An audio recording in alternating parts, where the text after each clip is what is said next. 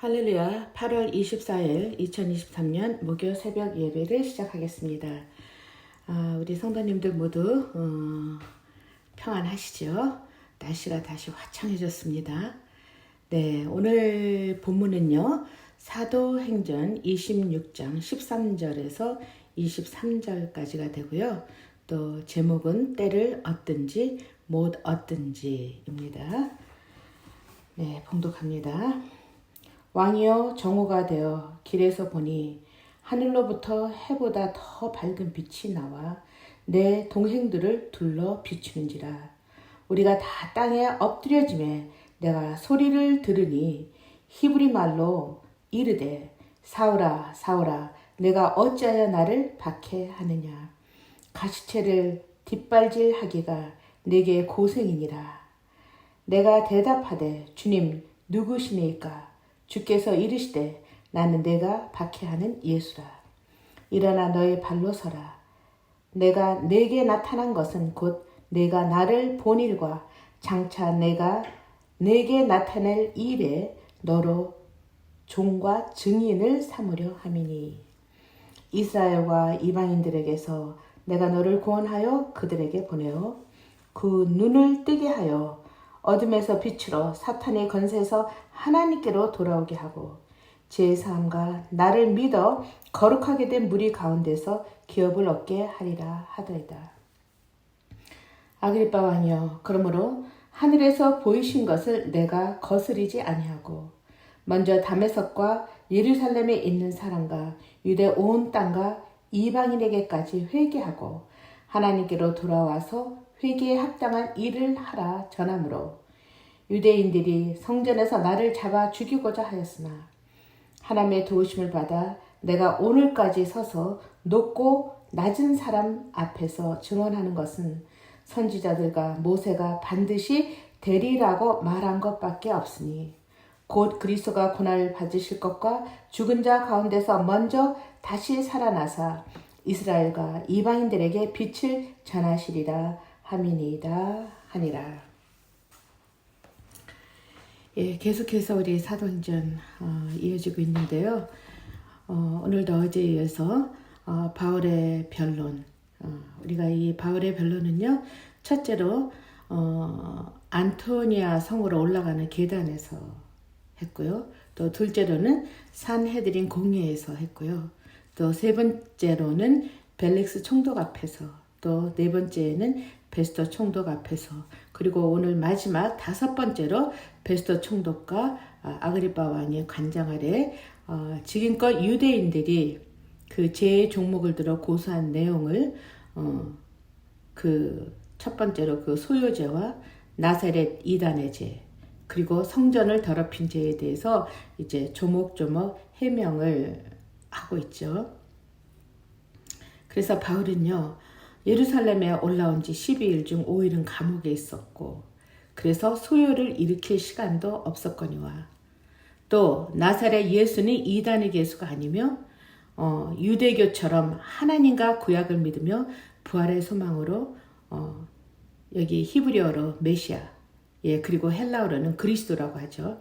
하는 구원의 주를 믿어야 함과 그 성전을 더럽혔기보다는 극심한 가뭄으로 인해 우리의 형제들이 궁핍했기에 그 궁핍을 돕기 위해서 오히려 구제금을 갖고 온 자신을 유대인들은 오히려 성전에서 나를 잡아 죽이고자 했다라고 그렇게 변론을 하고 있습니다.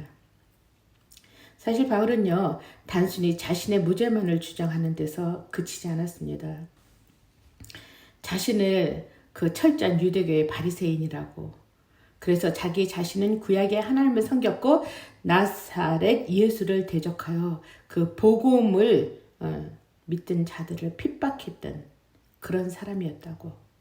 그런데 그런 자신에게 있어 다메섹 도상에서 해보다 더 밝은 빛, 즉 예수 그리스도를 만나 비록 그의 육신의 눈에는 문제가 생겼으나 영적인 눈이 떴고 부활의 주님께서 주신 그 이방인 위에 복음을 전하라고 하는 그 사명 위에 자기 자신은 그리스도 예수로부터 부르심을 받았다. 그래서 어둠에서 빛으로, 사단의 권세에서 하나님께로 돌아오게 할 그러한 하나님의 종, 그리고 하나님의 일, 그러한 일로 자기 자신은 복음의 빚진 자라고까지도 얘기하지 않습니까? 어쨌든 하나님의 도우심을 받아 내가 오늘까지 서서 높고 낮은 사람 앞에서 증언하라는 그 사명을 받았다는 말로 아주 담대히 얘기하고 있습니다.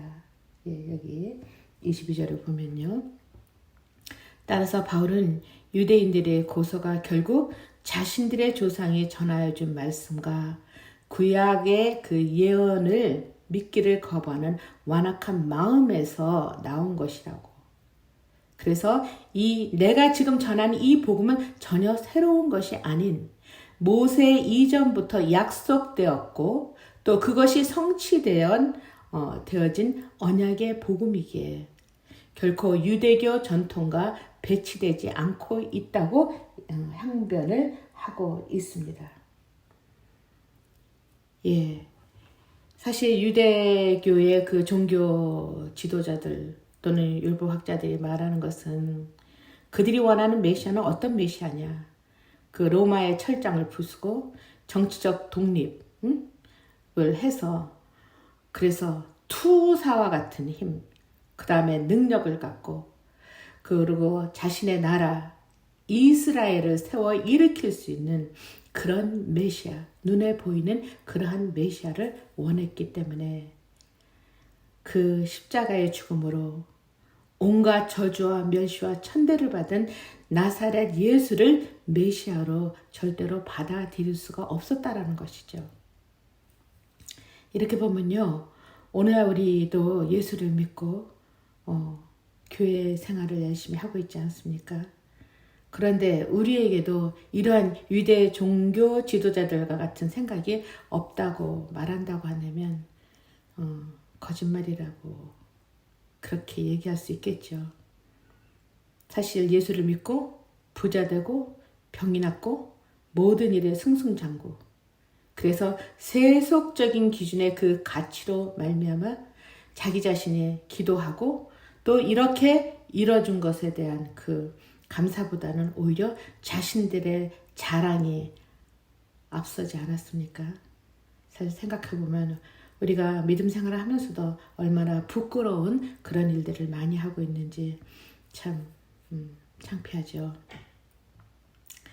그럼에도요, 이러한 연약한 우리에게 하나님께서는 그리스도 예수를 만나는 축복을 뿐만 아니라 그 영혼의 양식을 통해서 그 거듭난 그 우리의 삶 속에 부활의 생명을 소유할 수 있도록 해주시고 그 다음에 비록 좀 부족하고 여리지만 그래도 말씀 따라 살려고 뭔가 몸부림을 치며 그리고 우리의 입술로 우리의 행위로 하나님의 지상 명령을 받들어 하나님의 본체이신 메시아 그 아들 예수 그리스도가 자신을 들여 죽음으로 그 죽음의 희생 또한 부활로 인류의 구원을 주려는 그 고귀한 희생의 피를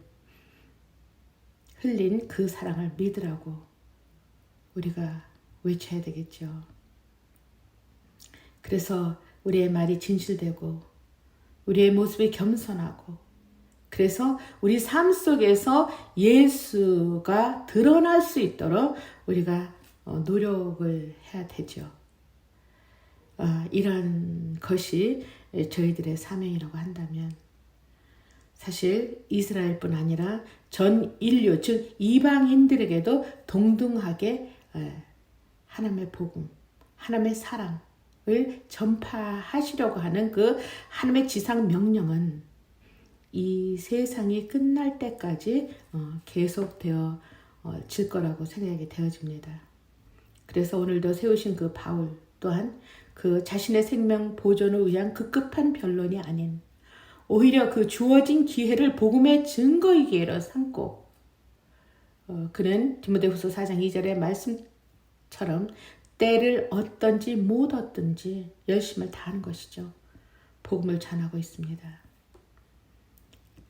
우리가 지나간 복음의 역사 가운데서도 우리나라부터 시작해서 지금 전 세계 아프리카까지 복음이 안 들어가고 있는 데가 없죠.